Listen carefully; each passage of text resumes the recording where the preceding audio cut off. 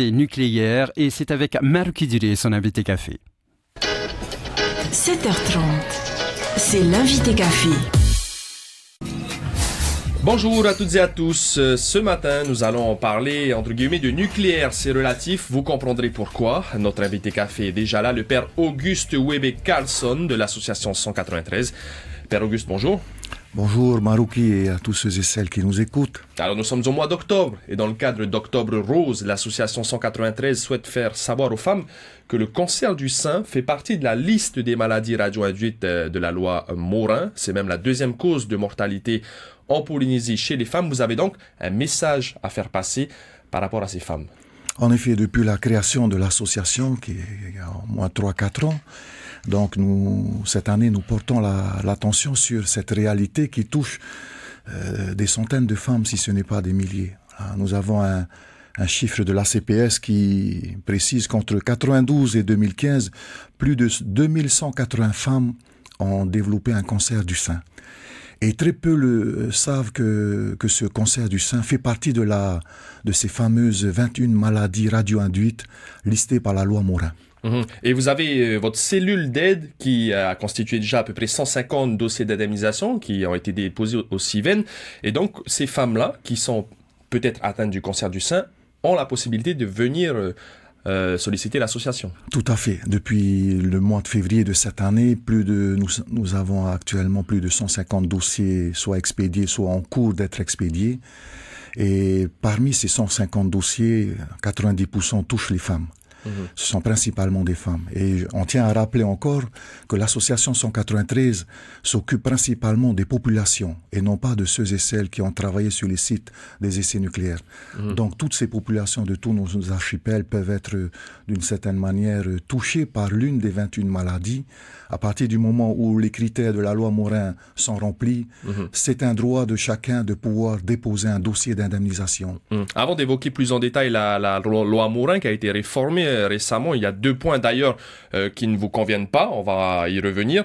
Parlons toujours de ce message par rapport au cancer du sein et puis la manifestation qui est prévue mercredi. Qu'est-ce que vous allez avoir au programme? Voilà, l'association 193 invite tous ceux et celles, principalement les femmes qui voudraient participer à cette manifestation ce mercredi 18 octobre à partir de 5h du matin jusqu'à 17h en face du Haut-Commissariat sur ce lieu de la mémoire des morts. Une journée de 12 heures voilà, avec un jeûne symbolique. Avec un jeûne symbolique, spirituel, en mémoire de toutes celles qui souffrent de l'une des 21 maladies, si ce n'est en mémoire de toutes celles qui sont déjà décédées. Cette année, par exemple, l'association 193 a accompagné des personnes qui sont décédées en l'espace de 2-3 mois. Plusieurs femmes sont décédées et dont les dossiers ont été montés, expédiés au CIVEN.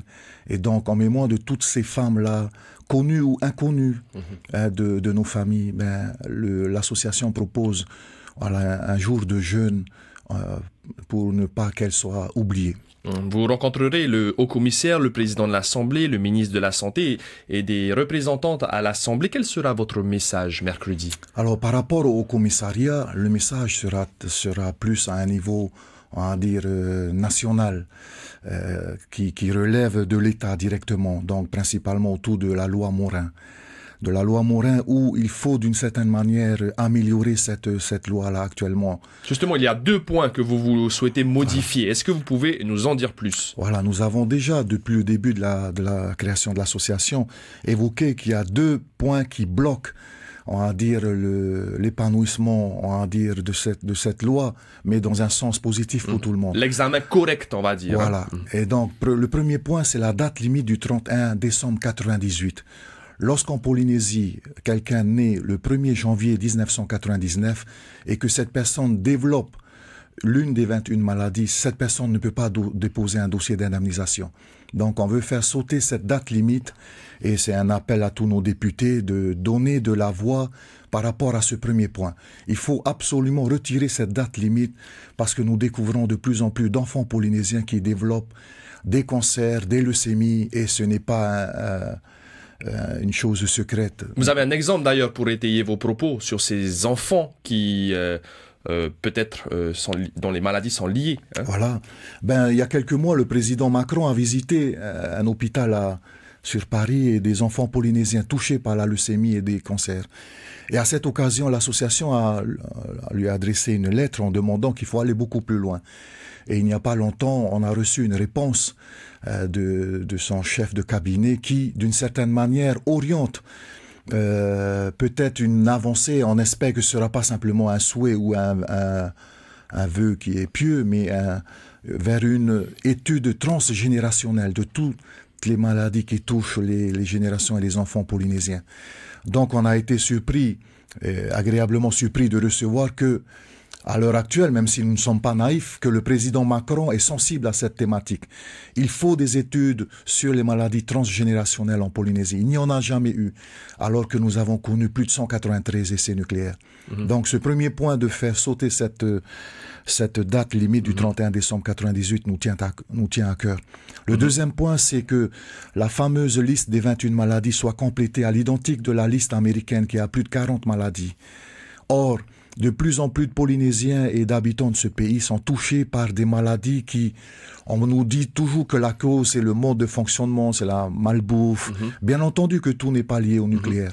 Mais lorsqu'on occulte et qu'on ne veut pas discuter, on ne veut pas comprendre que parmi les causes, il peut y avoir et il devrait y avoir aussi ces causes liées à la radioactivité. Donc nous comprenons bien que la liste des maladies doit être améliorée par rapport à cette loi. Un exemple, par exemple, des maladies qui ne figurent pas dans cette liste, mais qui figurent dans la liste américaine, par exemple. Par exemple, tout ce qui touche les maladies cardiaques. Or, on découvre de plus en plus de maladies qui touchent le cœur. En Polynésie, ce n'est pas rare de parler, par exemple, de l'AVC ou d'autres maladies dans ce sens-là. Donc là, on veut vraiment que la liste des maladies soit améliorée. Rapidement, vous espérez donc le lancement d'une vaste étude sanitaire sur l'ensemble de la population polynésienne pour savoir si certaines maladies sont liées aux conséquences des essais nucléaires. Une telle étude sanitaire n'a jamais été faite. Est-ce que vous pensez que vous serez entendu? L'État, je pense, devrait entendre cette réalité.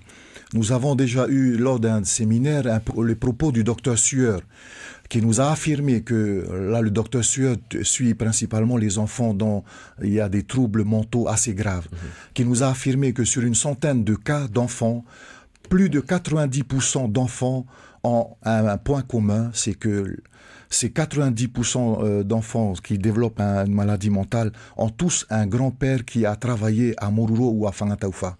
Et pourtant, ces enfants-là sont nés après plusieurs années. Donc, ce n'est pas de la première génération, ce ne sont pas des enfants directement liés à la personne qui a travaillé, mais sont autour de son petit enfant. Et donc, quel est ce lien, ce fil conducteur qui, d'une certaine manière, est perceptible dans la maladie des troubles mentaux, par exemple? Il y aurait des conséquences génétiques. Génétiques. Dernière question, deux questions dans la même. Est-ce que votre pétition continue de circuler et est-ce que vous êtes toujours favorable au référendum local? Plus que jamais. Là, ce petit week-end, par exemple, avec 2 matinées, plus de 300 personnes dans le secteur de Pire et Aroué ont signé encore la pétition. On est à plus de 53 000 pétitions actuellement. Donc, cette pétition-là, on ne veut pas l'oublier pour que le pays tienne compte d'une réalité. Les grands oubliés de ce dossier du nucléaire, ce sont les populations polynésiennes. Jamais on leur a demandé leur avis, et de ce qu'elles pensent, de ce qu'elles vivent, de ce qu'elles souhaitent. Donc ça a toujours été une thématique politicienne.